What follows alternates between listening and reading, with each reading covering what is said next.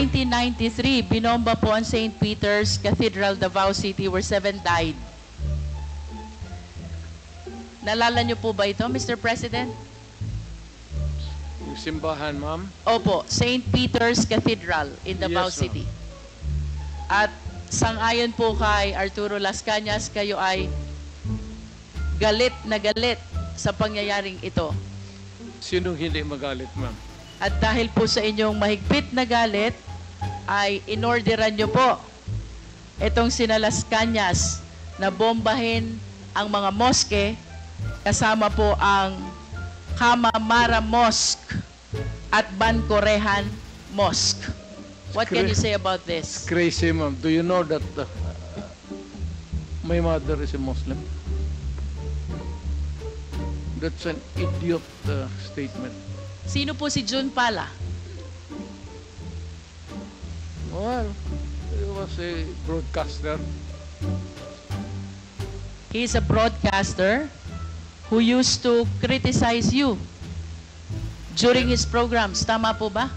Everybody, pati ako, tama yan. Trabaho niya yan. And according to the testimony of Arturo Las Cañas, you ordered the killing of June Pala. Niwala kay Las Cañas.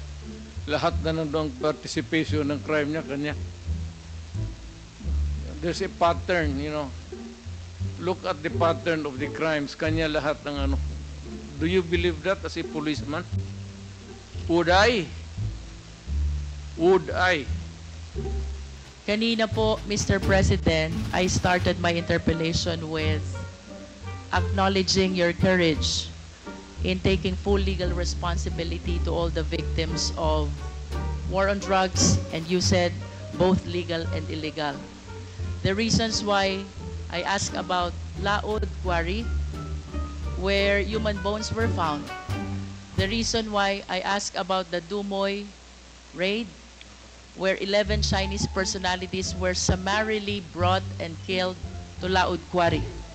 The reason about why I asked about the mosque bombing and the killing of June Pala is I wanted to substantiate the courage that I saw on you when you initially expressed taking full legal responsibility to all the victims of war on drugs, both legal and illegal, according to you. You are substantiate?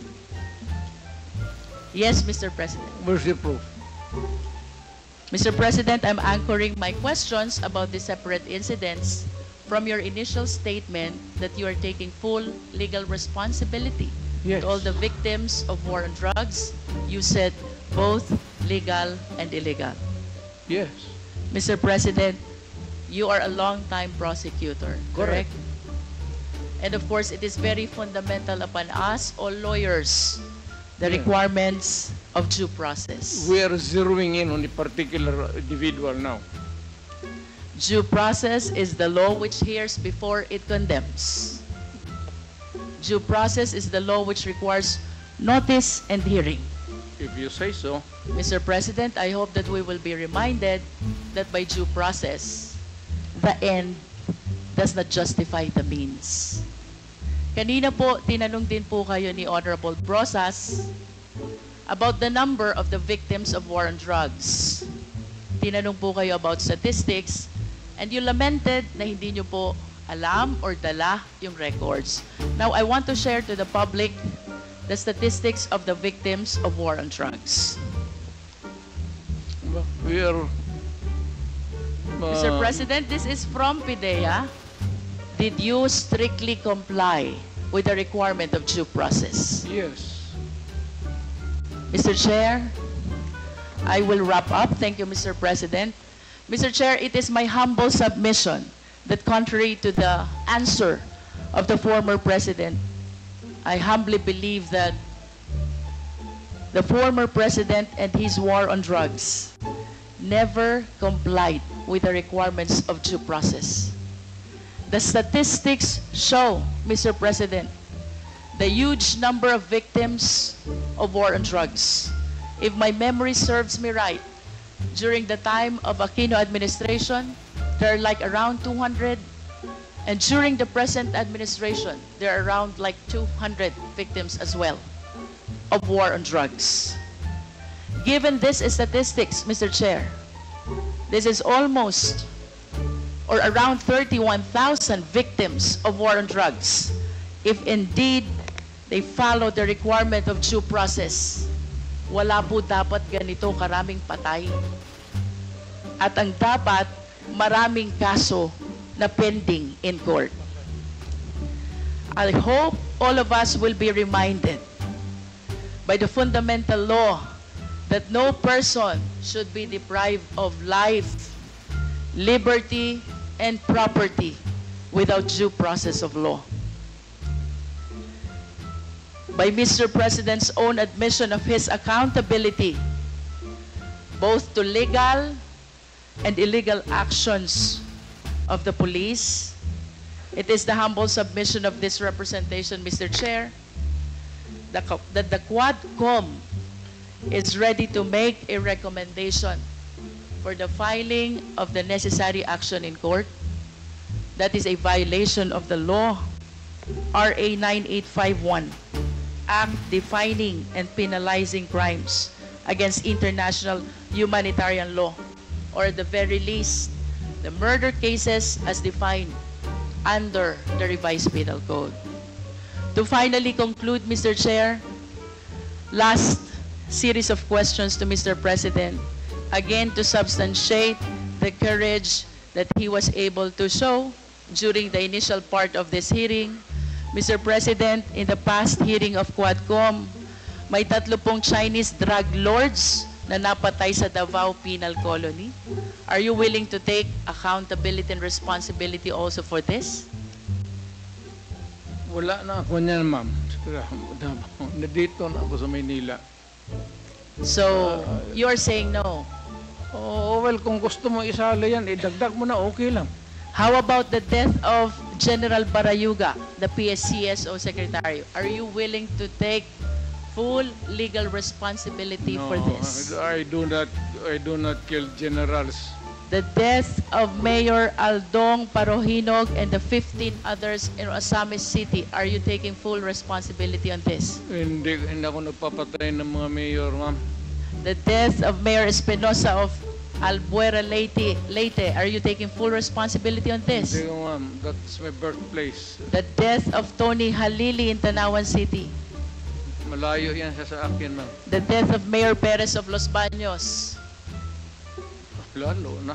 Ibalik ko po dun sa una niyong sinabi. If you are denying all this, alin po yung tinutukoy nyo when you said you are taking full legal responsibility to all the victims of war on drugs, both legal and illegal? Yes. Kasi order ko kasi that was my campaign against drugs. Na yung, alam mo, maraming istasyon, maraming pulis. Kung nagkaletse-letse doon, hindi ka maghugas ng kamay. I have nothing further, Mr. Chair. Thank you, Mr. President. Thank you, Congresswoman Luistro. So, Mr. President, from your statement relating to the policy consideration, you take full responsibility at least for example, collateral damage in legitimate police operations. Yes. That is one of the examples. Kasali na yan. However, Mr. President, I believe, just to pinpoint para mas klaro, one of the cases mentioned by Honorable Congresswoman Luistro was that of the PCSO Corporate Secretariat, General Barayuga. And for your enlightenment, Mr. President, the reason it was conducted, according to the witness, Colonel Santi Mendoza, is that he did it in the name of your order. He did it in the name of your war on drugs. Allegedly, he was given the order to conduct the hit, and it was part of the war on drugs. So what we see from that testimony, Mr. President, to the Honorable Chairman, is that because of your order and because of your statements and pronouncement, it has emboldened the police force to conduct these operations. And although you might not have personal knowledge of the same, and you might have not given the personal order, your subordinates, through the Chief PNP, through Colonel Leonardo, have allegedly conducted these operations. Now, in relation to that, you said that you will not take full responsibility for that case because you have no consideration. You have no participation as such. How now do we reconcile your acknowledgement of full responsibility for policy orders versus what is happening on the ground, Mr. President? When I say that I faith, I have faith, I have faith in the police.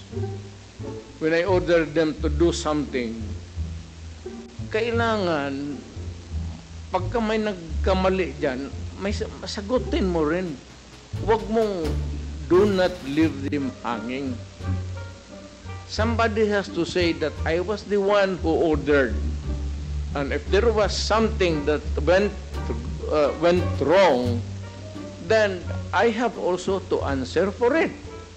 Mr. President, to the Honorable Chairman, I'd like to ask, in relation to that, your questions, your answers and statements given today, were some of them hyperbole, or were all of them matter-of-fact frank, as you would give in your command conference? Well,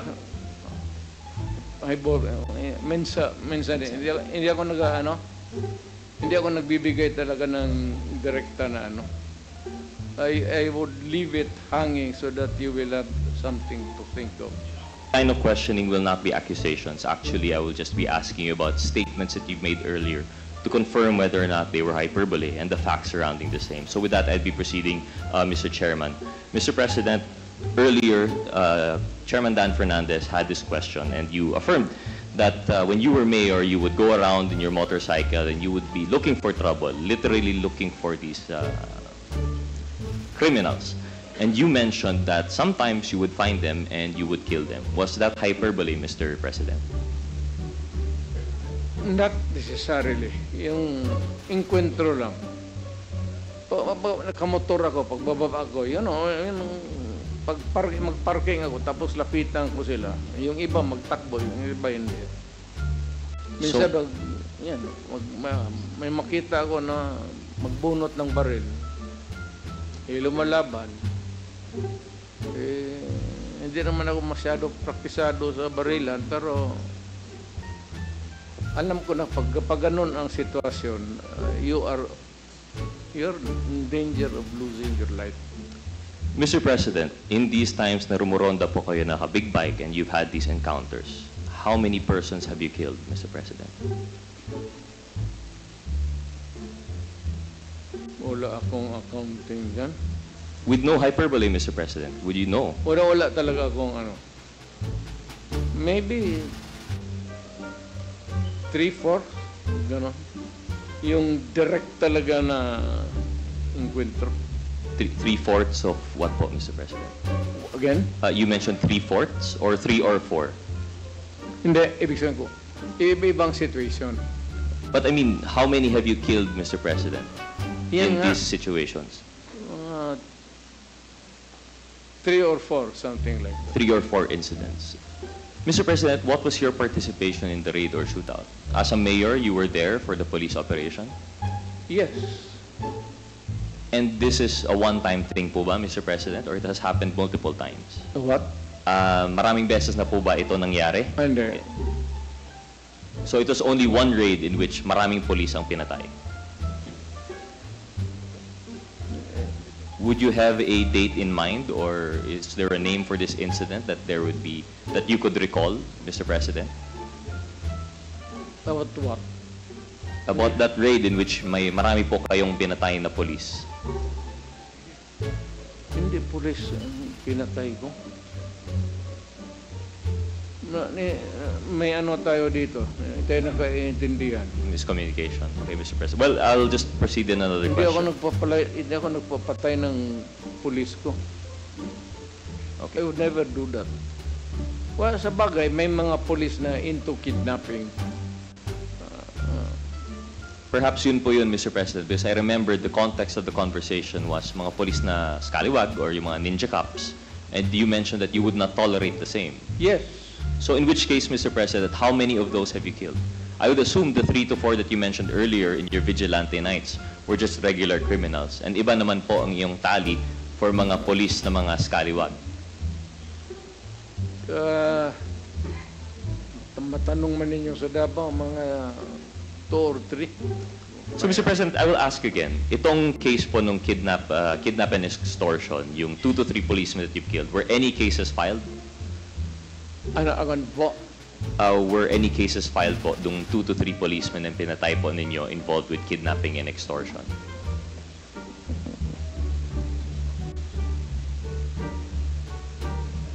Yung police na pinatay ko, Yes. involved in kidnapping, Yes. wala na kaso yan. No more case. Mr. President, was that SPO4 Jim Tan? Is that SPO4 Jim Tan, yung may-ari ng Laod Firing Range?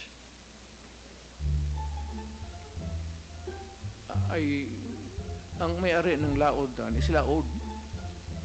Sorry, ano po yung full name po niya, Mr. President, if you would recall? Ano? Hindi ko. So it was just Laod. Laod. Laod. You can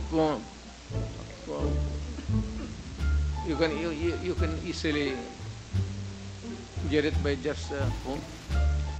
Thank you, Mr. President. Mr. President, moving on with the next question po, no? Just to follow up on the question by Congressman Manuel. In relation to the vetting of the drug matrix, you mentioned po earlier that in the initial drug matrix that you came out, there was no vetting involved. You said it was job of the police, yet there was a drug matrix that came from your office. Is that correct, Mr. President? If I am not mistaken, during the course of our investigation, there are allegedly 4 versions of your drug matrix. Hindi ko na makuha yung tatanong mo. Mr. President, I will rephrase. In the interpellation of Congressman Manuel, there was a talk about the drug matrix or yung narco list po ninyo. And you mentioned that it is the job of the police to vet. You do not vet. However, your office came out with its own drug matrix. So if it did not pass through the police, this underwent no vetting process. Is that a fair statement, Mr. President?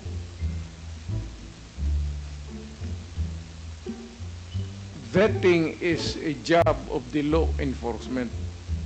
It is shared by everybody. NBI, ipapasa yan. It's not only a requirement, it's their duty. Nagpapasahan kami ng information. But Mr. President, yes, you mentioned that it would be the job of the PNP. So you mentioned now that it is coordinated with you. The PNP would coordinate that information with you. Yes, For the as reason. mayor. Correct. Mr. President, we're talking about the drug matrix that you released as president, not as mayor. The one that you released upon assumption of your office in 2016. Yes. What about? So this was vetted by the PNP. Was PIDEA involved, Mr. President? I'm confused now. What's the question? Mr. President, I'll rephrase. Particularly during your presidency, hindi na po nung panahon na kayo ay mayor. When you sat as president, you came out with the drug matrix. Now, I believe part of the interpellation of Congressman Manuel was that there was a question kung vetted po ito. Ang sabi po ninyo, hindi vetted. But now you're saying vetted naman po siya by the police, not by you. So you confirm po that, Mr. President? Lahat ng listahan na dumadating sa akin, clear, binabasa ng babayan, ng military, ng police. And Mr. President, the PIDEA was involved in this initial list. Of pagka-drugs, PDEA talaga dapat. I believe the drug matrix was used for the identification of yung mga HVT po ninyo, yung high-value targets. So it is involved with drugs. So PIDEA should have been involved. Yes, it's always the PDEA who would be the agency to give us the information. Mr. Chairman, through the committee secretariat, may we know if DG Lazo is here with us today? To direct my question to DG Lazo. DG Lazo, good afternoon po. Could you correct me if I'm wrong, DG Lazo, but as far as PIDEA is concerned, in our previous hearings, you've mentioned that the drug matrix, when you were trying to trace the origins, dead end po kayo. The initial version, wala po kayong involvement. Yes, Your Honor. You mentioned there were 4 versions. Is that correct, DG Lasso? 3 Three versions, Your Honor. versions. And of these 3 versions, how many did PDEA participate in? None, Your Honor. None. So all 3 versions, and may we know, I believe you had the timeline presented prior. One was 2016. The other was, would you give us a rundown of the dates po, DG Lasso, please? First list, Your Honor, is December 20 to 21, 2016. The second list came out on September 28, 2017. And the third list, Your Honor, came out on March 22nd, 2018. Thank you very much, DG Lasso. And to confirm again, no participation on the part of PDEA for vetting these high-value targets. None, Your Honor. Thank you, DG Lasso. Mr. Chairman, I'd like to direct my questions to the former president again. Mr. President, sorry to disturb your eating, but I trust that you heard the testimony of DG Lasso. Ang sabi po niya, hindi po involved yung PDEA in all 3 versions of the drug matrix that you released. So kung hindi po PDEA yung nag-vet ng iyong drug matrix, sino po ito? You mentioned earlier, Mr. President, that the PDEA was involved. Well, usually it is the PDEA. Yan talaga ang lead agency. Mr. President, I hope you'll forgive my confusion kasi po ang sabi po ninyo kanina, involved po yung PDEA. And now you're saying that it's not necessary, not a hard and fast rule that they're involved. In what particular case are you referring to? The drug matrix that you presented during your presidency, Mr. President. I do not remember. You have to remind me of what that matrix is all about. Mr. President, ang sabi po ninyo, you have multiple matrices from different agencies. However, when you conduct your press cons, you present them as one master list. Sometimes you would read from that master list the list of names, and I remember in particular, you had one press con in which you read the name of Mayor Jed Mabilo. Yes. So if you have one master list, which matrix is that, Mr. President, and who vets the master list? That master list was there when I assumed the presidency. Kaya noon na presidente ako, lumayas yan. Kasi alam niya, papatayin ko siya. Kaya bumalik. Ngayon na lang. So, Mr. President, Pero hindi na ako presidente, hindi ko na mapatay ang buwang. Mr. President, there was one master list then at the time of your assumption. Yet, there was updating through various agencies. Who was the agency in charge for putting them, merging into a master list? PDEA talaga. But, Mr. President, PDEA said now that they have no participation in all 3 versions of the master list that you gave. They have a master list. Hindi pwedeng hindi. Bobo ito mga gagawin to kung hindi nila ginawa yun. Mr. President, if I may remind you to please refrain from using foul language para po hindi po mapunta sa record. It's not. It's bobo is actively bobo. There's Mr. no other word for it, actually. Just a reminder. So please proceed.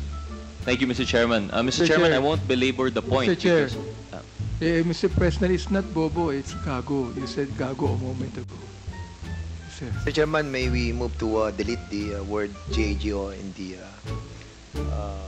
record of this Congress? There is a motion to strike off from the record the word GAGO. Chair, itong PDEA na ito, bago to. Hindi yan ang PDEA ko. That is correct, Mr. President. This PDEA that was recently appointed Yes. after the former Director General Wilkins Villanueva. Okay, Bago to. So, I don't know. thank you. Was that, could you name those 7 people? Kung pwede nyo po ipangalan yung 7 members ng DDS na yan po. Members ng DDS. your personal civilian DDS, which you mentioned is apparently counterinsurgency force. Apparently, you know, even if they exist, why would I tell you the names now to you? Ang tingin mo sa akin, stupido? Mr. President, because we're in an investigation in aid of legislation, and we're ruling out that if they are in Mag-legislate kayo. To please rephrase your question, Congressman Gutierrez. Mr. President, with all due respect, the question of identifying these members was to really look into the purpose, because we're trying to differentiate now those that are within the bounds of law and those that are without in relation to the drug war. I'm sure that it within the bounds of the law. And I take full responsibility. Huwag ka na maghanap ng iba. Kanina po, tinanong po siya ni Congressman Gutierrez, sino yung 7 na yon ng kanyang personal na death squad. Bigla ko pong naalala na si Mr. Edgar Matubato, sinabi niya po yung tungkol sa Lambada Boys, because Edgar Matubato was a member of that Lambada Boys, the civilian component of the DDS. At tamang-tama, meron din po siyang binanggit na 6 na pangalan. So hindi ko po alam kung kilala po ito ng dating Pangulo, ng dating Mayor. Ang mga pangalan po, nung 6 pa, which makes it a total of 7, nakasama si Edgar Matubato, are the following: Ludi Pagidupon, Tony Estaco, Jojo Bosa, Romel Capitana, Insectan, and Boboy Maldito. A total of 7 names.